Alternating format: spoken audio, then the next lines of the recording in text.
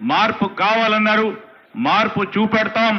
చూపెట్టే కార్యక్రమంలో ముఖ్యమంత్రి గారితో పాటు మేమందరం కూడా ఒక ఆలోచనబద్ధంగా సమిష్టిగా ఈరోజు హైదరాబాదే కాదు ఇతర పట్టణాలకు సంబంధించి ఒక ప్రణాళికబద్ధమైన కార్యక్రమం తీసుకెళ్తామని మీ అందరికీ మనవి చేస్తూ మరొకసారి మరి చాలా రోజుల నుంచి పెండింగ్లో ఉన్న ఈ ఫ్లైఓవర్ ప్రారంభోత్సవం మనం అందరం కూడా దాంట్లో ఉన్న కొన్ని ఆటంకాలను అనేక సందర్భాల్లో మీటింగ్లు ఏర్పాటు చేసుకొని ముఖ్యమంత్రి గారు స్వయాన దాంట్లో ఉన్న సమస్యలను పరిష్కారం చేస్తూ ఈరోజు ప్రారంభోత్సవానికి నోచుకున్నాం. ఈ సందర్భంలో రంగారెడ్డి జిల్లా ఎల్బీ నగర్ నియోజకవర్గానికి సంబంధించిన నియోజకవర్గ ప్రజల తరఫున వారు ఆ రోజు పార్లమెంట్ సభ్యులుగా ఉండి మళ్ళా ఆనాడు అపోజిషన్ లీడర్గా ఉండి తిరిగి అవకాశం వచ్చినప్పుడు సమస్యలను పరిష్కారం చేయాలని ఆలోచన దృక్పథంతో పోతా ఉన్న ముఖ్యమంత్రి గారికి కృతజ్ఞతలు తెలియజేస్తూ సెలవు తీసుకుంటాను. జై Hind. Thank you very much sir. మంత్రివర్యులు రంగారెడ్డి జిల్లా ఇన్ఛార్జ్ మంత్రి శ్రీధర్ బాబు గారికి ధన్యవాదాలు. ఇక ఈనాటి ఈ బైరంగూడ సెకండ్ లెవెల్ ఫ్లైఓవర్ ప్రారంభోత్సవానికి విచ్చేసినారు గౌరవనీయులు తెలంగాణ ఆశా జ్యోతి ముద్దుబిడ్డ తెలంగాణ అభివృద్ధికి కంకణం కట్టుకున్న నాయకులు యువ నాయకులు మన ఆశా కిరణం మన ఆశా జ్యోతి ఈనాటి ముఖ్యమంత్రి గౌరవనీయులు శ్రీ యనమల రేవంత్ రెడ్డి గారిని ఈ కార్యక్రమాన్ని ఉద్దేశించి ప్రసంగించవలసిందిగా కోరుతున్నాను.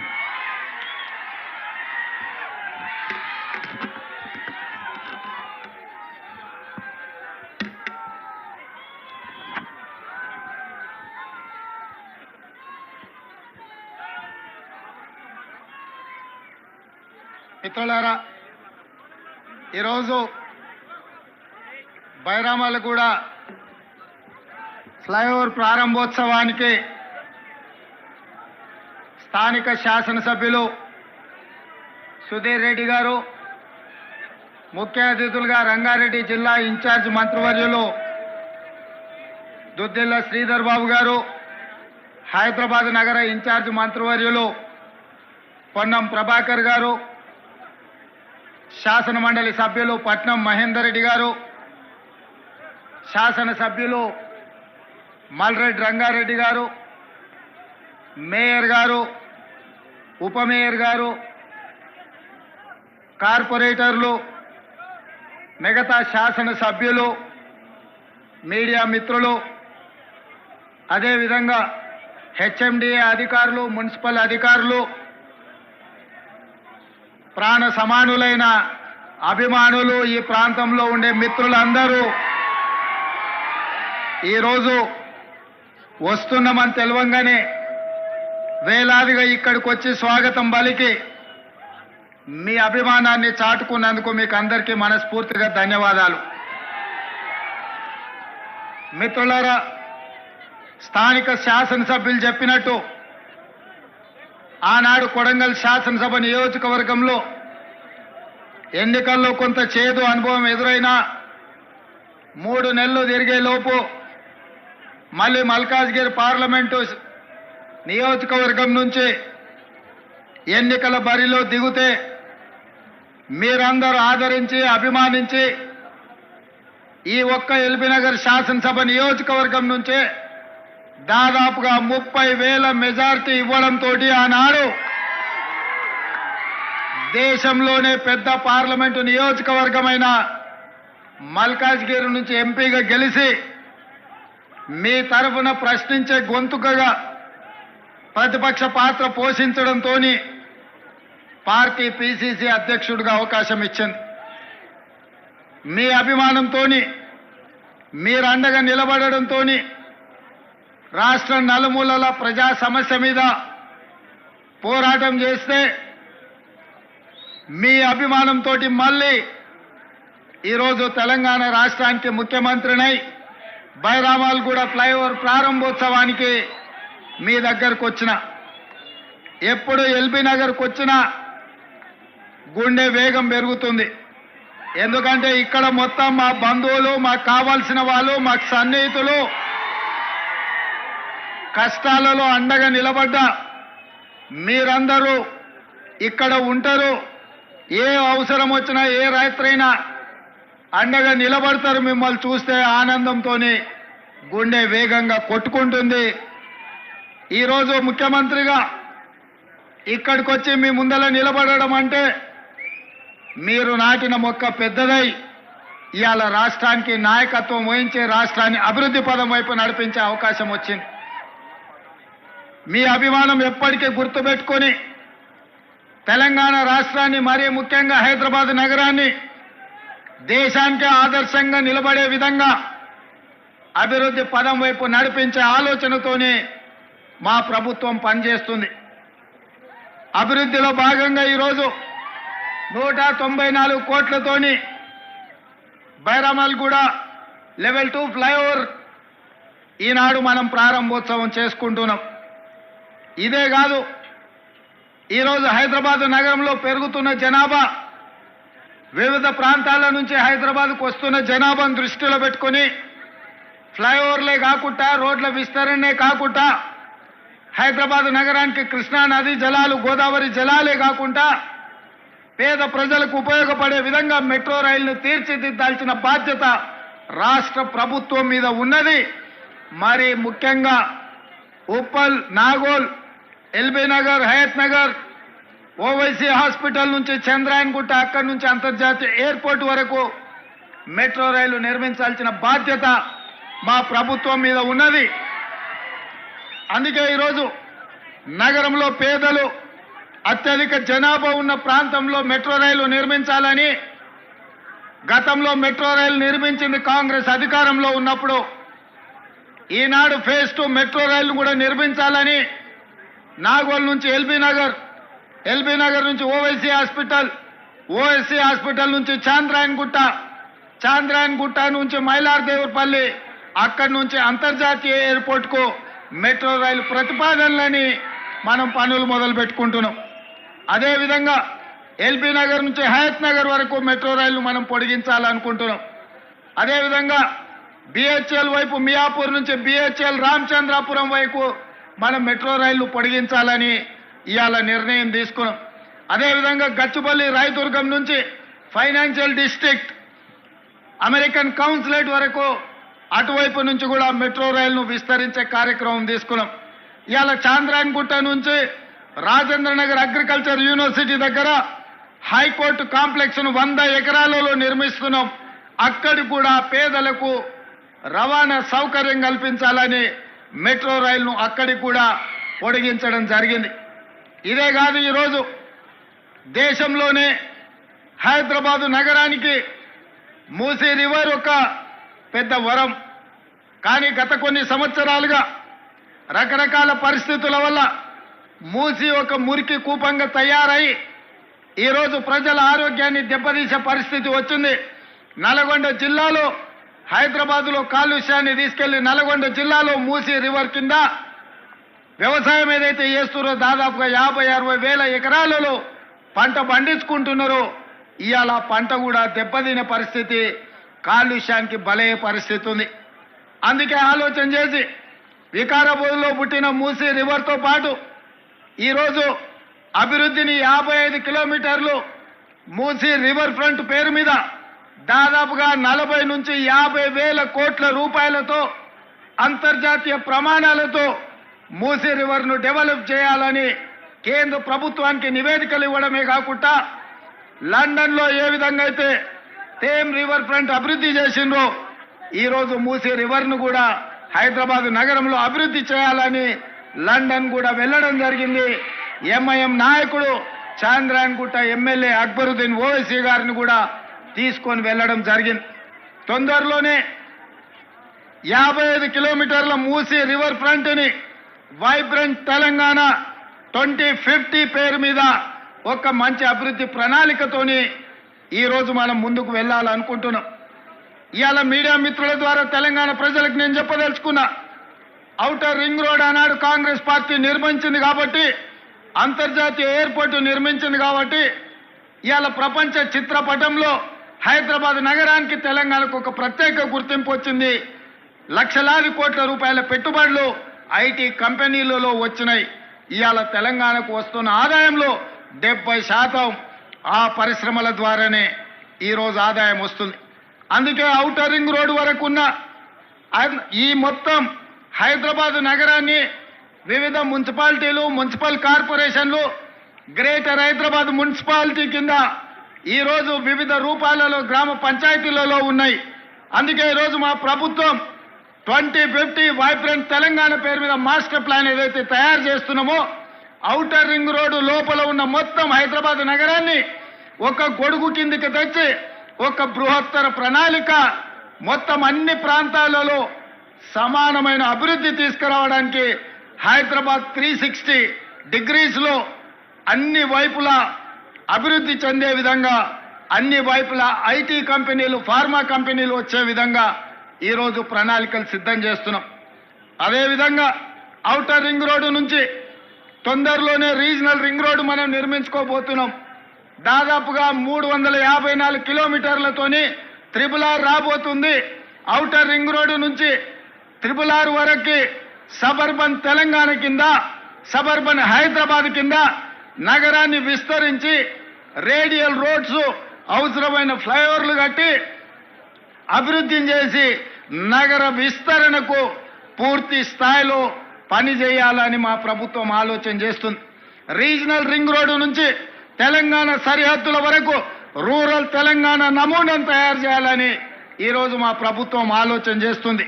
మొత్తంగా వైబ్రెంట్ తెలంగాణ 2050 పేరు మీద మెగా మాస్టర్ ప్లాన్ మొత్తం తెలంగాణకు తయారు చేసి ఔటర్ రింగ్ రోడ్డు లోపల ఉన్న హైదరాబాదును అర్బన్ తెలంగాణగా, ఔటర్ రింగ్ రోడ్డు నుంచి రీజనల్ రింగ్ రోడ్డు వరకు ఉన్న తెలంగాణను సబర్బన్ తెలంగాణగా, రీజనల్ రింగ్ రోడ్డు నుంచి తెలంగాణ సరిహద్దుల వరకు రూరల్ తెలంగాణగా 3 విభాగాలుగా విభజించి 3 ప్రాంతాలను వివిధ క్లస్టర్స్ కింద అభివృద్ధి చేయాలన్న ఆలోచన మా ప్రభుత్వం చేసింది.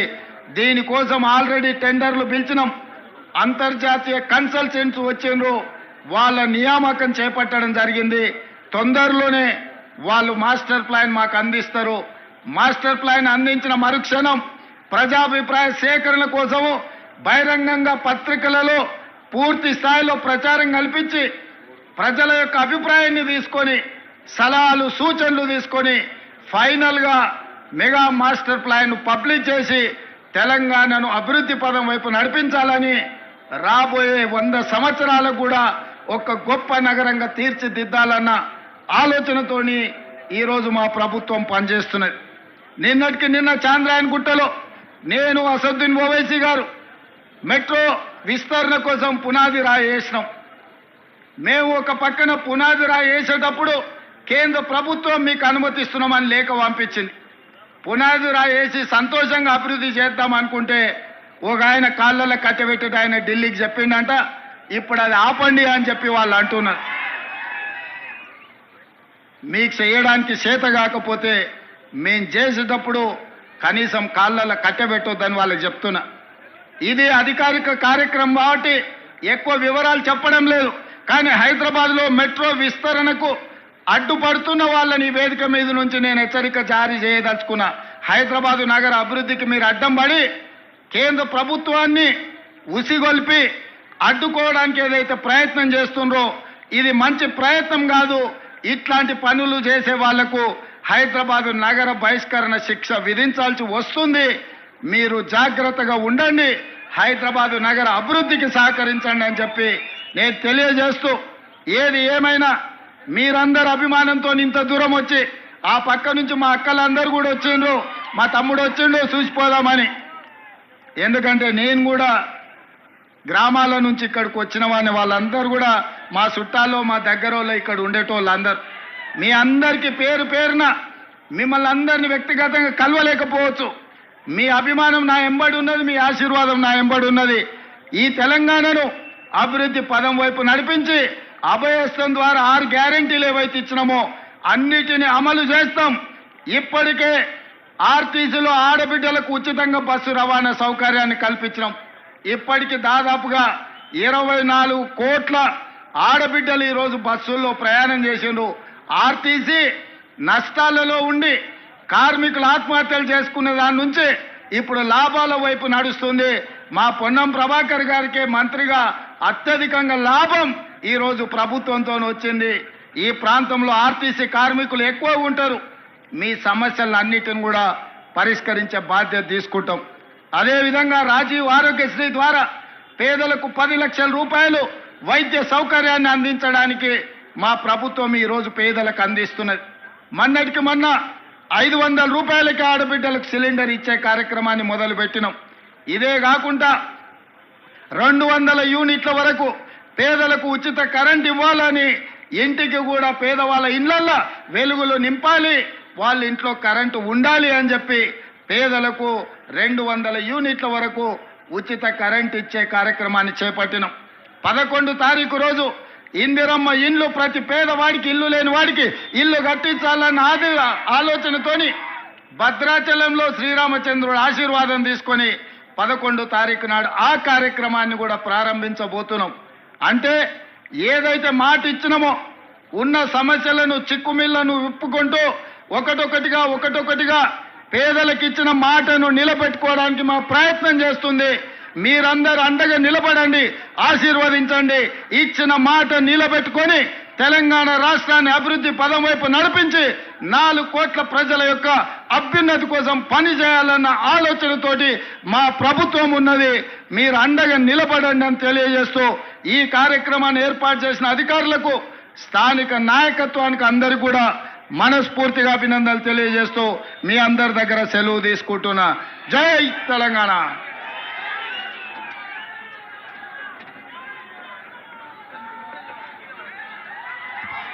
తెలంగాణ ఆశాకిరణం, అభివృద్ధి పదార్థ తన విజన్ని 360 డిగ్రీస్లో ఆవిష్కరించారు. హైదరాబాద్ని ఎలా అభివృద్ధి చేయబోతున్నారు, తద్వారా తెలంగాణ అభివృద్ధికి ఆయన ఎలా కంకణం కట్టుకున్నారో మనకి తన సుదీర్ఘ వివరణతో అందించారు. గౌరవనీయులు తెలంగాణ ముద్దుబిడ్డ, మన ప్రీతమ నేత, గౌరవనీయ ముఖ్యమంత్రి శ్రీ యనమల రేవంత్ రెడ్డి గారికి ధన్యవాదాలు తెలియజేస్తున్నాం. ఈ కార్యక్రమానికి విచ్చేసి వారు ఈ కార్యక్రమం ప్రసంగించి మన హైదరాబాద్ నగర అభివృద్ధికి 360 డిగ్రీస్ కోణంలో వారి యొక్క విజన్ని ఆవిష్కరించారు. వారికి ధన్యవాదాలు తెలియజేస్తున్నాం జిహెచ్ఎంసీ వైపు నుంచి. ముఖ్యమంత్రి, తెలంగాణ రాష్ట్ర ముఖ్యమంత్రి గౌరవనీయులు యనమల రేవంత్ రెడ్డి గారికి ధన్యవాదాలు. అలాగే ఈ కార్యక్రమానికి విచ్చేసిన GHMC mayor Shrimati Vijayalakshmi R Gadwal గారికి ధన్యవాదాలు. శ్రీ దుద్దిల శ్రీధర్ బాబు గారు మంత్రివర్యులు, ఇన్ఛార్జి మంత్రి, వారికి ధన్యవాదాలు. మంత్రివర్యులు శ్రీ పొన్నం ప్రభాకర్ గారికి ధన్యవాదాలు. అలాగే ఈ కార్యక్రమానికి విచ్చేసిన ఎమ్మెల్సీ బొగ్గారపు దయానంద్ గారికి ధన్యవాదాలు. ఎల్బీ నగర్ ఎమ్మెల్యే గౌరవనీయులు శ్రీ దేవిరెడ్డి సుధీర్ రెడ్డి గారికి ధన్యవాదాలు. అలాగే deputy mayor GHMC Shri Mothe Srilatha Shobhan Reddy గారికి ధన్యవాదాలు. లోకల్ కార్పొరేటర్స్ వెంకటేశ్వర్ రెడ్డి గారికి, అలాగే మధుసూదన్ రెడ్డి గారికి, సుజాత గారికి, దారిపల్లి రాజశేఖర్ రెడ్డి గారికి ధన్యవాదాలు. అలాగే ఈ కార్యక్రమం చేసిన మధు యాస్కి గౌడ్ గారికి కూడా ప్రత్యేక ధన్యవాదాలు. ఈ కార్యక్రమాన్ని నిర్వహించిన జిహెచ్ఎంసీ కమిషనర్ డొనాల్డ్ రాసు గారికి ధన్యవాదాలు. అలాగే చీఫ్ ఇంజనీర్ ఎం దయానంద్ గారికి అందరికీ ధన్యవాదాలు. అలాగే జిహెచ్ఎంసీ సిబ్బందికి, ఈ కార్యక్రమానికి సహకరించిన పోలీస్ సిబ్బందికి, ఈ కార్యక్రమానికి విచ్చేసిన ప్రజానికానికి, నాయకులకు, అభిమానులకు, ప్రజానికానికి, ఎల్బీ నగర్ ప్రజానికానికి, మల్కాజిగిరి పార్లమెంట్ నియోజకవర్గ ప్రజానికానికి, అలాగే మరీ ముఖ్యంగా ఈ కార్యక్రమానికి సహకరించిన మీడియా మిత్రులు, ఎలక్ట్రానిక్ ప్రింట్ మీడియా మిత్రులందరికీ పేరు పేరున ధన్యవాదాలు తెలియజేసుకుంటూ, గౌరవ ముఖ్యమంత్రి గారు ఈ కార్యక్రమాన్ని ముగించుకొని వారు తదుపరి కార్యక్రమానికి వెళ్తూ ఉన్నారు. కార్యక్రమానికి విచ్చేసిన వారికి పూర్ణ కుంభంతో స్వాగతం పలికారు వేద పండితులు. తర్వాత జిహెచ్ఎంసీ సిబ్బందిని పరిచయం చేసుకొని ఆ తర్వాత ఫోటో గ్యాలరీని తిలకించారు. ఆ తర్వాత చిన్న పూజా కార్యక్రమం చేసుకొని శిలాఫలకాన్ని ఆవిష్కరించారు. ఆ తర్వాత ఈ ఫ్లైఓవర్కి సంబంధించి రిబ్బన్ కటింగ్ చేస్తారు. సో గౌరవ ముఖ్యమంత్రి రేవంత్ రెడ్డి గారికి మరీ ధన్యవాదాలు తెలియజేసుకుంటూ ఈ కార్యక్రమం విచ్చేసిన ప్రతి ఒక్కరికి పేరు పేరున ధన్యవాదాలు. Thank you very much. ఈ కార్యక్రమాన్ని జిహెచ్ఎంసీ నిర్వహించింది. Once again thank you very much everybody. మరీ ముఖ్యంగా పాత్రికేయ సిబ్బందికి, ఎలక్ట్రానిక్ ప్రింట్ మీడియా వారందరికీ కూడా ధన్యవాదాలు. Thank you very much. జై హింద్. బెదిరిపోయే కోటలు, వెలిగిపోయే తెలంగాణ తల్లి నవ్వులు. గెలిచే పేద బతుకులు మార్చుకొనగ రాతలు తీర్చ కదిలే దశాబ్దాల కోటి కాంక్షలు ప్రజావాణితో ప్రయాసలన్నీ చెరిగిపోయనా ప్రజా సర్కారు చిక్కులను చక్కదిద్దగా ఇదేరా ఇందిరమ్మ రాజ్యం అయ్యేరా రేవంతుతో సాధ్యం ఇదేరా ఇందిరమ్మ రాజ్యం అయ్యేరా